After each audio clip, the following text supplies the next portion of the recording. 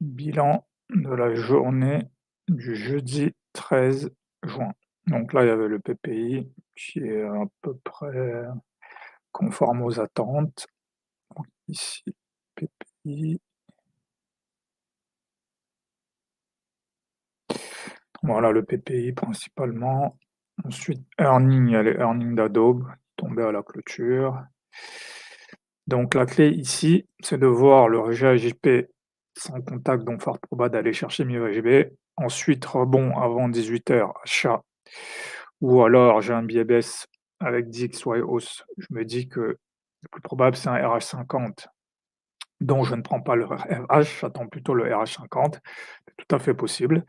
Ensuite, il y a le break B qui peut être vendu, mais lorsqu'il est invalidé, il faut clôturer à la vente et passer acheteur. Mardi, il y a un front run possible d'en avoir un SL éloigné et conserver les positions en swing était une bonne idée.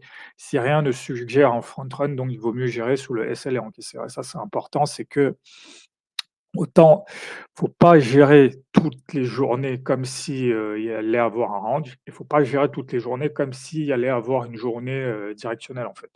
Là, par exemple, j'essayais de gérer comme, mardi, parce que mardi, il y a eu un front run. Là, il y avait pas là, ce vendredi, il y a pas de news, donc il y avait pas de raison de front run, en fait. Donc là, il valait peut-être mieux clôturer mes positions.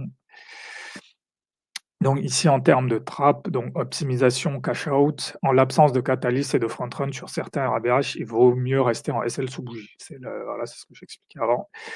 Sous risque, hausse 2 entrées sur RBMUHB au lieu de j'ajoute après chaque clôture et voire même sur les M5. Ouais, ça, pareil, c'est important. Quand j'ai un signal de surachat, il faut faire du surachat.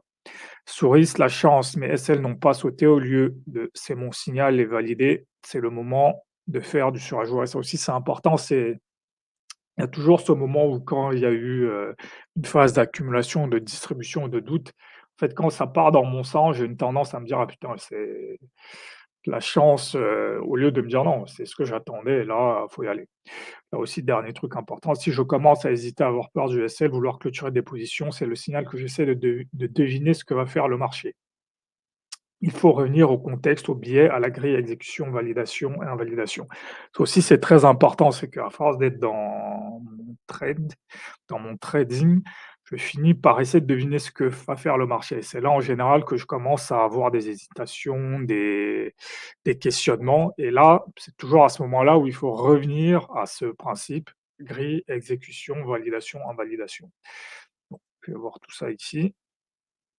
Donc là, à l'ouverture ici, là, j'ai un rejet AJP, voilà, rejet AJP ici. Donc ici, j'aurais peut-être pas vendu, mais à partir d'ici, j'aurais vendu parce que ça devient très probable qu'on va aller chercher une HB. En plus, là, j'ai un breakout, donc j'aurais continué à vendre ici, continuer à vendre ici, voilà, ici en M5. Ça marche aussi.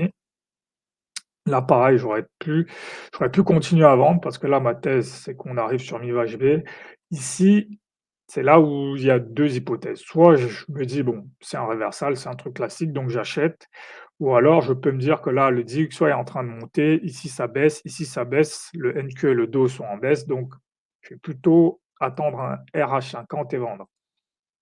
Dans tous les cas, ici, je peux vendre. Pourquoi? Parce que dès que cette zone-là est testée, le fair value gap est testé, il y a un avalement de la bougie qui tente de faire le breakout. Donc ça, c'est un signal de vente, pas de problème. Je peux continuer à vendre ici en me disant que voilà, le plus probable, ça va être une leg 2. Je peux vendre aussi ici, parce que là, il y a un break. Là, j'ai plus, mais je crois que il s'est passé la même chose la semaine dernière. Voilà. Donc ici, et là, voilà, dès que ce break échoue, on réintègre MiVHV à partir d'ici. Si j'avais des positions à la vente ici, il faut que je les clôture, que je passe acheteur. À partir de là, je peux acheter ici parce qu'il devient très probable que là, on va avoir un full retrace. Là, le fair value gap reste ouvert, le fair value gap est validé, donc là, je peux acheter, voilà. C'est à ce moment-là où, en fait, je dois passer en mode, non pas me dire: «Ah, enfin, j'ai eu raison», mais voilà, maintenant, il faut que j'ajoute jusqu'à la clôture, donc ici, j'achète ici, même en sursize. Là, j'aurais pu passer même à 1 du capital sans problème. Continuer, acheter, acheter, acheter. Au lieu de juste être là à me dire: «Bon, bah, voilà, j'ai pris mes 2 ou 3 positions, c'est bon». J'aurais pu continuer à rajouter ici, voilà.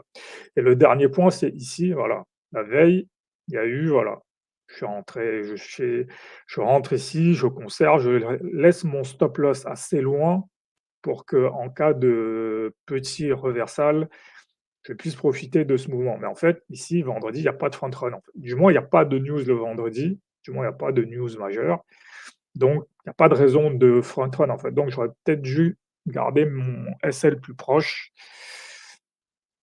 Donc voilà et donc voilà les points importants sur cette journée. Donc qu'est-ce que j'ai d'autre? Voilà donc après je pense pas que je vais pouvoir le retrouver, mais voilà. C'est ici, il y a eu le même principe où là on descend et puis on reverse. Bah, en plus ça se passe le même jour, le jeudi.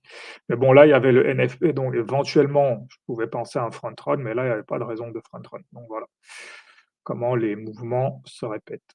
Donc voilà. Bon, dernier point quand même important, voilà, je vais revenir dessus parce que là, c'est assez intéressant. Voilà, les mouvements, comment je peux voir les mouvements qui se passent en M1. Ici, je peux voir ici, on break ici.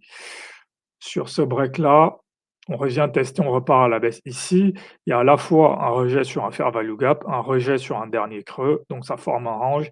Ici, à un moment donné, voilà, on dirait qu'on va partir sur un break en M15, on remonte, on redescend et là maintenant le fair value gap ici commence à faire, ici, le fair value gap devient résistance, voilà, là, il y a un moment d'achat, voilà, ici, sur cette zone, ici pareil, on dirait qu'on va repartir à la hausse, mais maintenant finalement cette zone-là refait à nouveau résistance, donc là on redescend. Ici pareil, on revient dans le fair value gap, là très probable qu'il va y avoir une leg 2. C'est l'inverse de ce mouvement de ce mouvement-là, donc on part à la baisse.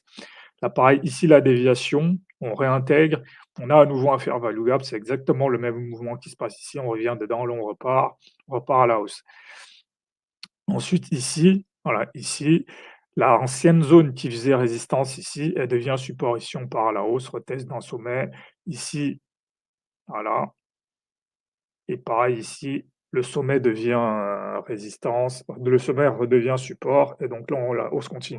Donc voilà, donc ça c'est des mouvements qui sont visibles sur toutes les UT là, ils étaient très, très visibles en M1, donc c'est intéressant de les observer et là, c'était même tradables, vu à quel point ils étaient clairs.